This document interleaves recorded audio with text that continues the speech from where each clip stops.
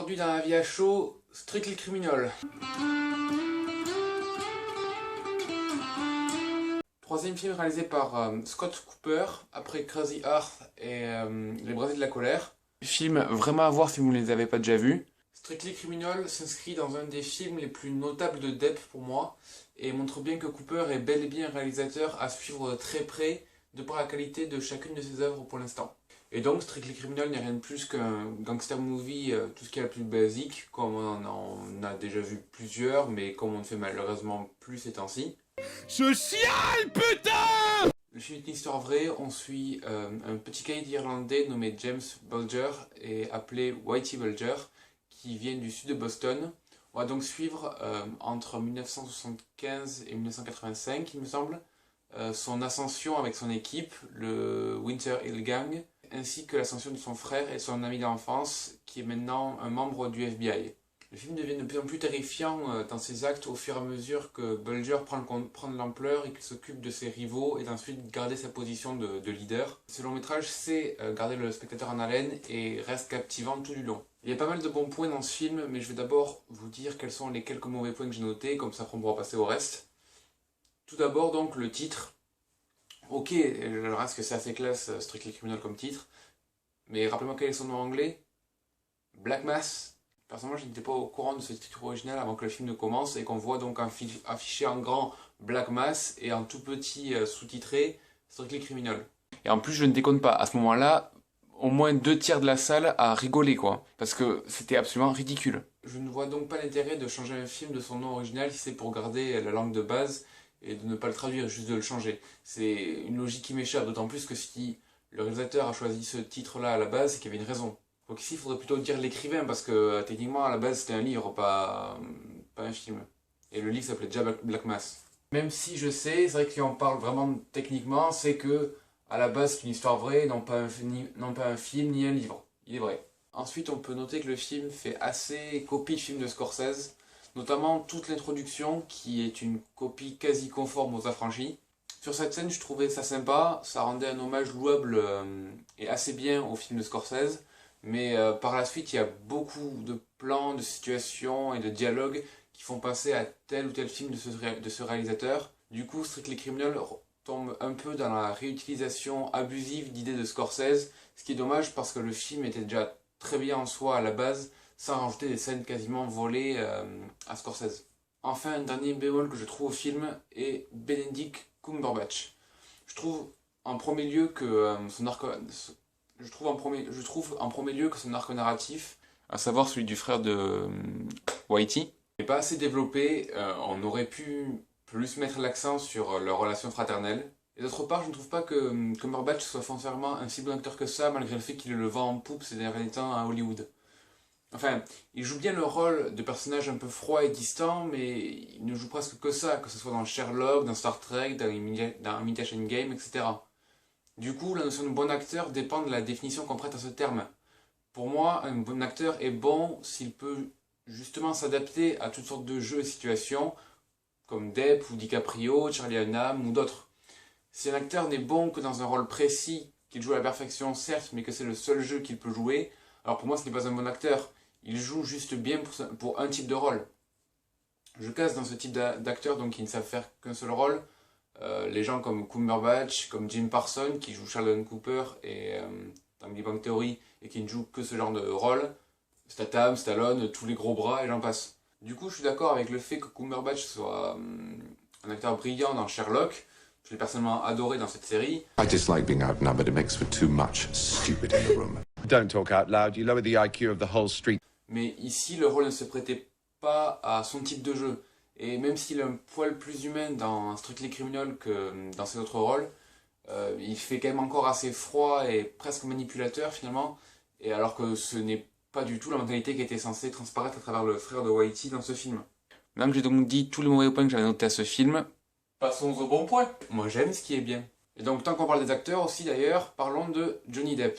Alors tout d'abord, cela fait énormément plaisir de le voir revenir sur des rôles un peu différents de ceux à quoi il nous avait habitués ces dernières années, à savoir le rôle un peu excentrique de Jack Sparrow, autour duquel tous ces derniers films principalement des comédies d'ailleurs, étaient tournées, comme Lone Ranger, Dark Shadows et j'en passe.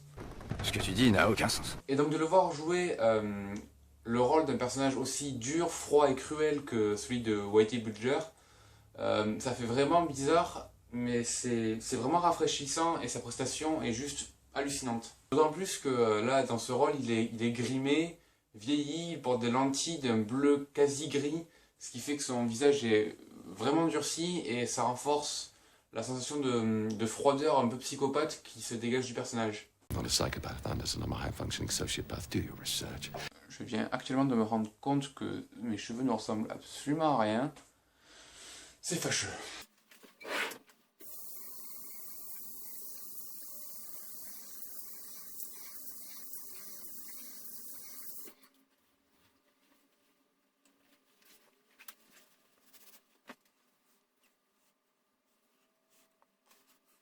Et voilà, c'est pas mieux comme ça?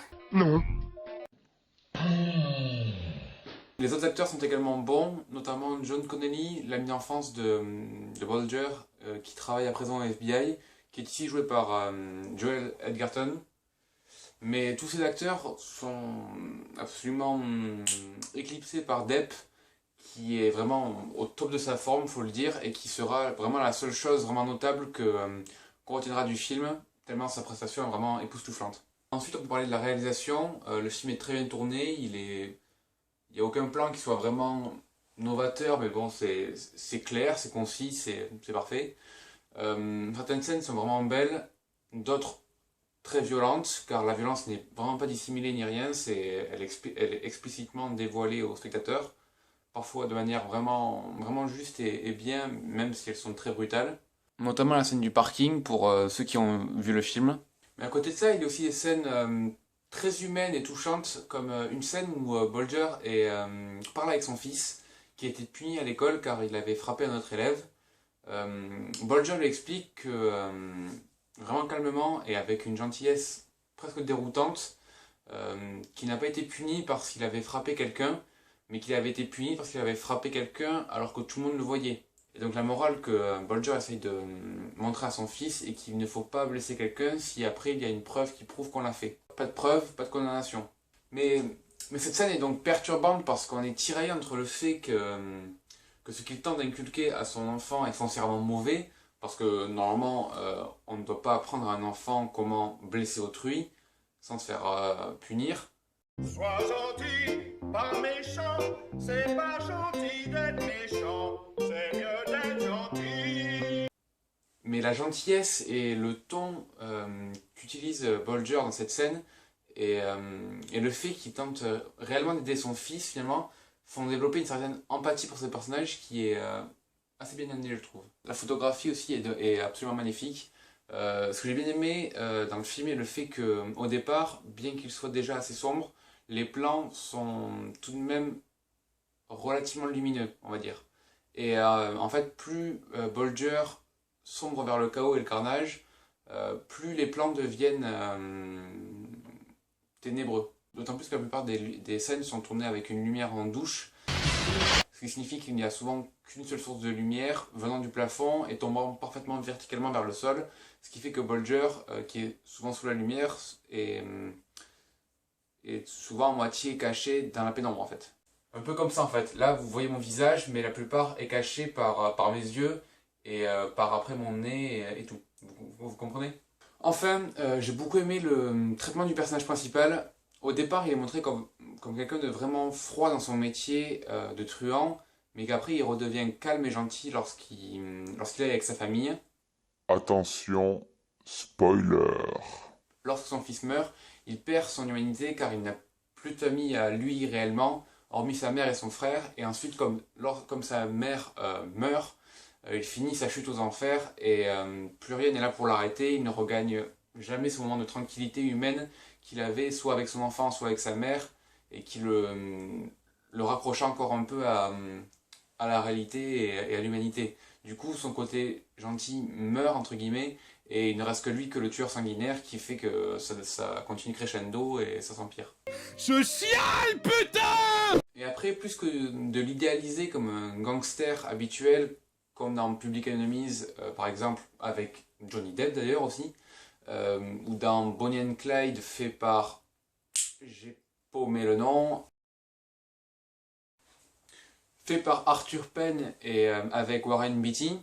Ici, on montre dès le départ le sociopathe chronique, le fou qui peut abattre n'importe qui, tout en gardant un sang-froid parfait, qui est Bulger. Au-delà de l'idéaliser, donc, la frayeur qui se dégage de ce personnage impose un certain respect plutôt que de l'envie d'être comme lui. Alors que dans notre film de mafia ou de criminels, on montre les criminels comme des personnes qui sont finalement assez humaines et qui n'ont pas forcément le mal en eux, c'est juste qu'il y a eu des choix dans leur vie qui ont fait que leur vie a pris une mauvaise tournure.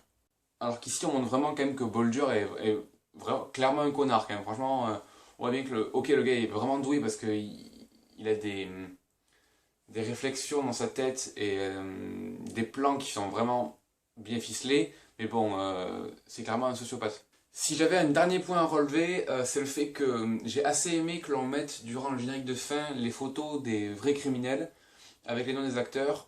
Ce n'est pas fait dans tous les films historiques, mais personnellement j'aime bien quand ils font ça, car je trouve ça marrant de comparer les acteurs aux réels personnages. Voilà, je pense que c'est à peu près tout ce que j'avais à dire de Black Mass, ou Strictly Criminal en français, ou Strictement Criminel en traduction du français. What the fuck? Messe noire au Québec.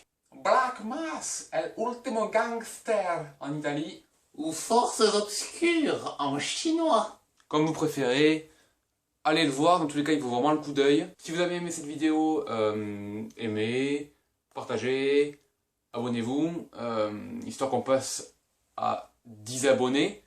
J'aime bien les chiffres ronds, donc du coup ça me ferait plaisir. N'oubliez pas aussi, gardez la forme, et à la prochaine. Je voudrais une téléportation.